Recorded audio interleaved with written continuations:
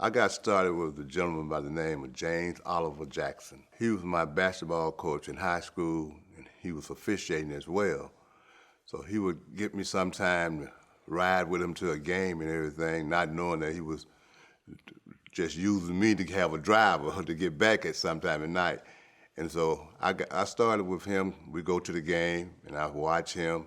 Then he'll tell me and ask me some questions about the game. How did he do on certain things? And I would give him my reply about it. And he asked me, "You think you can do this?" So I said, "Yeah, I can do it," just like that. And so he said, "With all those people yelling at you, said you won't be able to do that." I said, "I can do it."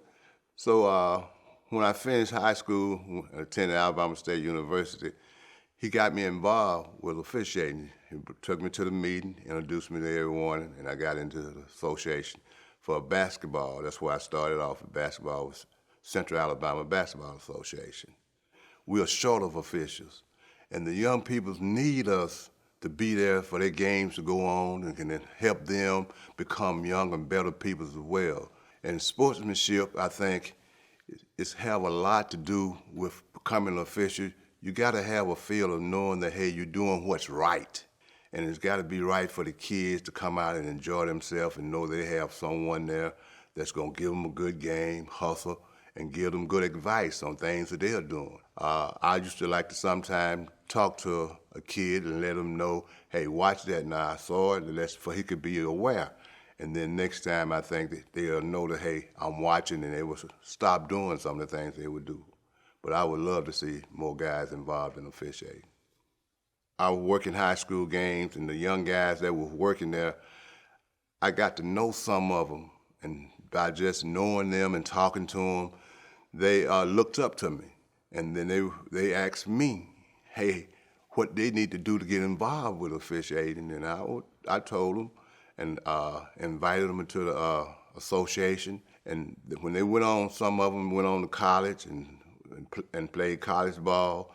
And the ones that did not go to college and got jobs, I took them to the association and introduced them to the members of the association, and they started officiating.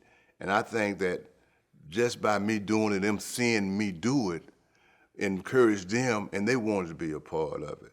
And I think that it's important that officials that are officiating the game reach out to young guys and try to bring them into officiating. I would tell first-year officials to be patient, not to come in expecting to just go straight to the top of association. There are some guys there that have worked many of years, and you can learn a lot from them if you just be patient and listen. Don't think that, hey, you got to learn it all in one day or 1 year. It takes several years for you to put your game together and know how to handle coaches and spectators as well.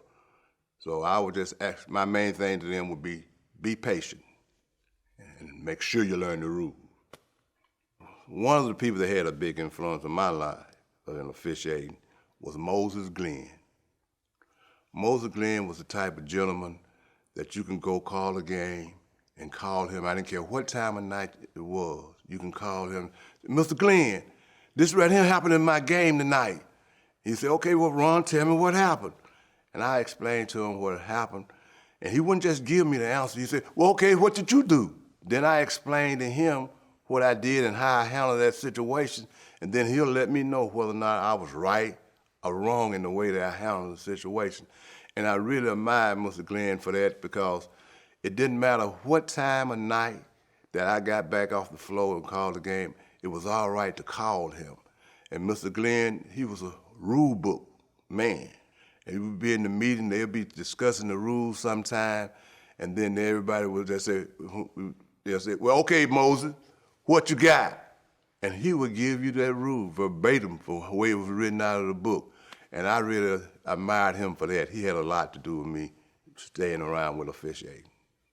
Well, it's just one person that I can come to grips with on that, and that's Sidney James. Because Sidney and I, we worked together a lot. We worked a lot of games together, high school as well as college. And we got a real good feel for each other, where he would be on the floor and where I would be on the floor, what call I would make and what I might pass on. And it really helped our game in working together And I enjoy working with Sidney, and I'm hoping that he enjoyed working with me as well. In the SEC, I was working baseball, college baseball, and it was an honor to work the Friday night game, you cheat crew, and I got the opportunity to go to Baton Rouge, Louisiana. And I mean, it was a crowd there. And I was lucky that night Ben McDonald was pitching. So we was working, the crowd was there jumping and everybody feeling good and just loud. You could feel in the atmosphere of the game. And they was playing Ole Miss. And I didn't know that these two teams were rivals, didn't like each other. So we was just working and going along, everything going smooth. Ben had a real good game. That game there with the crowd and the atmosphere that it presented, I'll say that that was one of the most enjoyable places that I had been to as far as baseball. Officiating, you're away from home a lot. And I can like to thank my wife. I like to take this time to thank my wife again for the job and the role that she played while I was away officiating and stuff. I want to thank my supervisor because I asked him, could he let me officiate on the weekends once my girls got in high school. And he worked with me and would let me officiate on the weekends and not as much through the week. And that was good for me because it gave me the opportunity to be at home a little bit more, and especially with girls.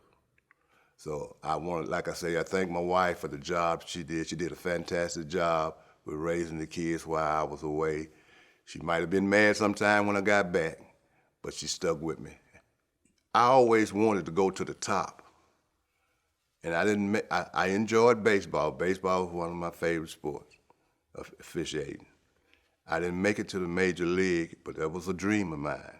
But I met some people on the way up the hill that I've had a great time with that I wouldn't trade for anything.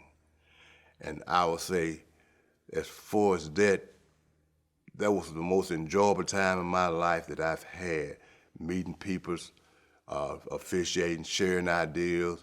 And no, I didn't make it to the top of the mountain, but I enjoyed climbing it.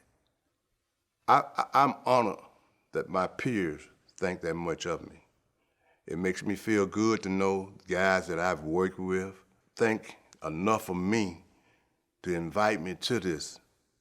And I've just been overjoyed since I've gotten the call. And I'd just like to thank all of those guys that I've worked with that voted for me to be in this position. Thank you. And that's about all I can say for it because I'm just happy to be here.